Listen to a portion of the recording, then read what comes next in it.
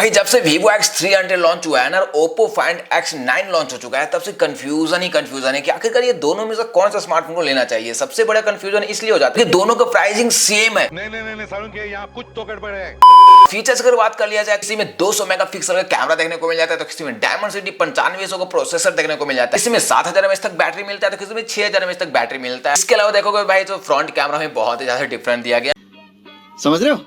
अगर आप लोग 70,000 रुपए पैसे इन्वेस्ट कर रहे हो तो आप लोगों को ये पता होना चाहिए हमारे लिए ये दोनों में से कौन सा स्मार्टफोन बेस्ट हो सकता है। सो आज इस वीडियोस को सिर्फ आप लोग फुल देख लेते हो ना, तो आपके लिए दोनों में से बेस्ट स्मार्टफोन हम बताने वाले हैं जिससे आप लोग को बाय करना चाहिए। अरे टेंशन नहीं लेने का, अपुन है ना। स्टार्ट बट उससे पहले अपना परिचय। हेलो दोस्तों, हमें मैटिंग को एंड हमारे मास्टरमाइंड स्टार्टिंग को में आपका स्वागत है। चैनल पे नए आए हो तो सब्सक्राइब कर लेना और साथ ही वीडियो अच्छा लगे तो लाइक बटन जरूर दबाओ। सो पहले निकल करता है Vivo X300 versus Oppo Find X9। दोनों का यहाँ पे सबसे पहले डिजाइन दिखा देते हैं किस तरीके से दिया गया है। देखो फ्रंट में कुछ इस तरीके से देखने को मिल जाता है और बैक सेटअप देखोगे तो इस तरीके से देखने में लग रहा है। सो ऑलमोस्ट अगर देखोगे तो Vivo X11 से मिलता जुलता डिजाइन दिया गया है, बट यहाँ पे Oppo ने न्यू डिजाइन लॉन्च किया, मतलब ऑलमोस्ट इसका डिजाइन थोड़ा सा प्रीमियम लगता है। सबसे पहले परफॉर्मेंस रेटिंग चेक करते हैं जो कि मिलता है Vivo में MediaTek Dimensity 9500 का processor, 4.21 gigahertz clock speed, 64 bit और 3 nm का चिप देखने को मिल जाता है। और Oppo में देखोगे तो सेम प्रोसेसर दिया गया है, MediaTek Dimensity 9500 का 4.21 गीगाहर्ट्ज, इसका भी क्लॉक स्पीड, 64 बीट और 3 nm का चिप दोनों में डाला गया है। तो परफॉर्मेंस के लिए नो डाउट भाई आप लोग Vivo भी सिलेक्ट कर सकते हो, Oppo भी सिलेक्ट कर सकते हो, दोनों का परफॉर्मेंस बिल्कुल पूरी तरीके से सेम निकल कर आएगा। अब डिस्प्ले टाइप अगर देखोगे तो Vivo में AMOLED देखने को मिल जाता है 6.31 इंच के साथ में 4500 nits peak brightness, 120 hertz refresh rate. Oppo में देखो तो फिक्सेबल AMOLED देखने को मिल जाता है 6.59 इंच के साथ में 3600 nits brightness, 1800 nits HBM, 120 hertz refresh rate. देखो रिफ्रेश रेट वगैरह दोनों में सेम दिया गया है और ब्राइटनेस वगैरह भी सेम दिया गया है। बट अब बात आती है यहाँ पे डिस्प्ले साइज को लेकर के, जो कि 6.3 इंच यानी एक छोटा डिस्प्ले होता है Vivo का, और यहीं पे अगर देखोगे 6.59 इंच तो इससे थोड़ा सा बड़ा डिस्प्ले हो जाता है, 2.5 इंच बड़ा दिया गया है Oppo। और फाइनली बात करते हैं कैमरा के लिए कौन सा स्मार्टफोन परफेक्ट हो सकता है इस बजट सेगमेंट। Vivo में 200 मेगापिक्सल का 3x ऑफिशियल जूम के साथ में कैमरा देखने को मिल जाता है और 50 मेगापिक्सल का ultra wide camera and 50 megapixel का टेलीफोटो कैमरा, 200 मेगापिक्सल के साथ में 3 कैमरा देखने को मिलता है। यहीं पे Oppo में 50 मेगापिक्सल का 18x digital zoom and 3x official zoom के साथ में कैमरा देखने को मिलता है। LYT808 का सेंसर दिया गया है जो सोनी की तरफ से आता है, 50 मेगापिक्सल का ultra wide camera and 50 megapixel का टेलीफोटो कैमरा देखने को मिलता है। तो यहाँ पे Oppo